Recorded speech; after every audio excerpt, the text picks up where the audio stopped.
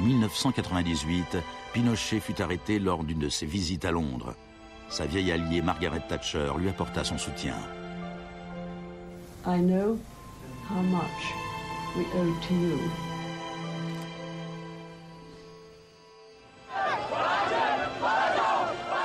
Il a fallu 30 ans pour que l'expérience économique inaugurée par Pinochet se ferait un chemin de l'autre côté du globe, jusqu'en Irak. Mais les similitudes entre passé et présent sont saisissantes. Entre les camps de concentration de Pinochet et la prison de Guantanamo de Bush, entre les disparus du Chili et ceux d'Irak, entre les expériences d'Ewen Cameron et les tortures infligées aux prisonniers d'Abu Ghraib. He erased all the past. That's why he gave electroshocks.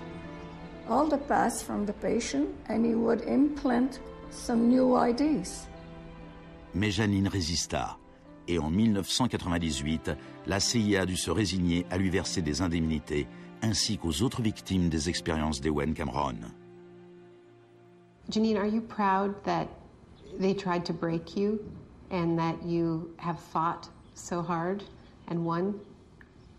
In a way I am. In a way I am. Because I must have some willpower seeds in me. It is very, very hard to fight a government. People would tell me, Janine, you don't fight a government. What's the matter with you? They're too big. But I had faith that we would win.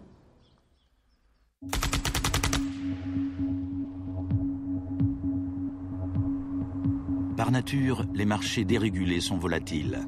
On laisse enfler des bulles financières qui inévitablement explosent. Depuis la dérégulation et le Big Bang des années 80, il y a eu plusieurs krachs boursiers. En 1987, il y eut le lundi noir. Les marchés dégringolèrent. Ce fut la plus forte chute de l'histoire du marché financier sur une seule journée. En 1992, il y eut le mercredi noir, le jour où les spéculateurs firent fortune en misant contre la livre sterling. En 1997, la contagion atteignit l'Asie. En un an, 600 milliards de dollars disparurent en fumée sur les places boursières.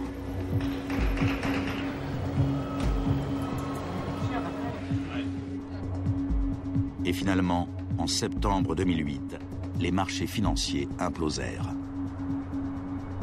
The market is not functioning properly. There has been a widespread loss of confidence.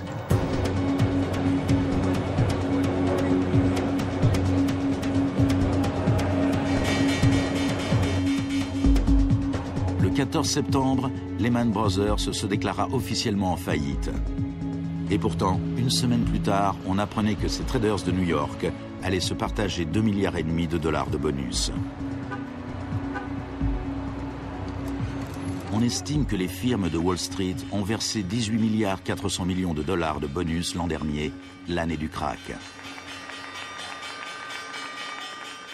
Despite the torrent of populist rhetoric about taking on the fat cats and standing up for the little guy and saving Main Street, not Wall Street, we are witnessing a transfer of wealth of unfathomable size.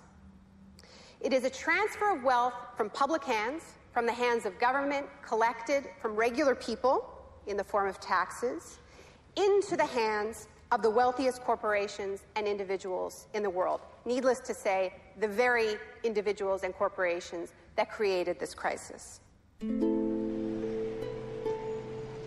We are in the midst of a once-in-a-century credit tsunami. I found a flaw. I don't know how significant or permanent it is, but I've been very distressed by that fact.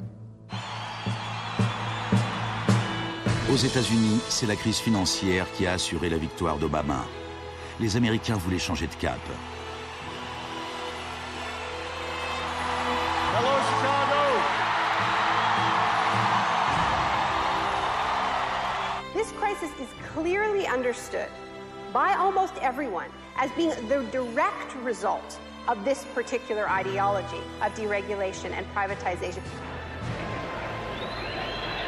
La gravité de la crise offre l'espoir d'un changement. doctrine as a strategy relies on us not knowing about it for it to work. And what I find most hopeful about the current economic crisis is that this tactic is getting tired, because that element of surprise is no longer there. We're on to them, and it's not working. We're becoming shock resistant.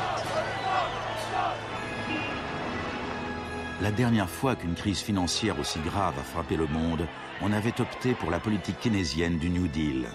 Let me assert my firm belief that the only thing we have to fear is fear itself. Plus d'1 million de personnes se sont rassemblées pour écouter le discours d'Obama lors de son investiture. Beaucoup de journalistes ont évoqué Roosevelt. Now, there's been a lot of talk recently about comparing Obama to Franklin Delano Roosevelt. So I want to talk a little bit about FDR, because there's a great FDR story, and it could be an apocryphal one, about when he would be visited by some progressive organization or a union, and they would be proposing some new progressive policy that they wanted to be part of the New Deal. And he would hear them out, and he would listen to them, and then at the end he would say, now go out there and make me do it. And they did. In 1937, which was a pivotal year for the New Deal, do you know how many strikes there were in this country? 4,740 strikes, lasting an average of 20 days. Do you know how many strikes there were in 2007? 21. Now, the other reason to remember this history of struggle is that it tells us something very important, something that we need to remember at this moment when so much is at stake. It teaches us that if we want responses to this economic crisis that leave us with a world that is healthier, that is more just, that is more peaceful, we are going to have to go out there and make them do it. Thank you.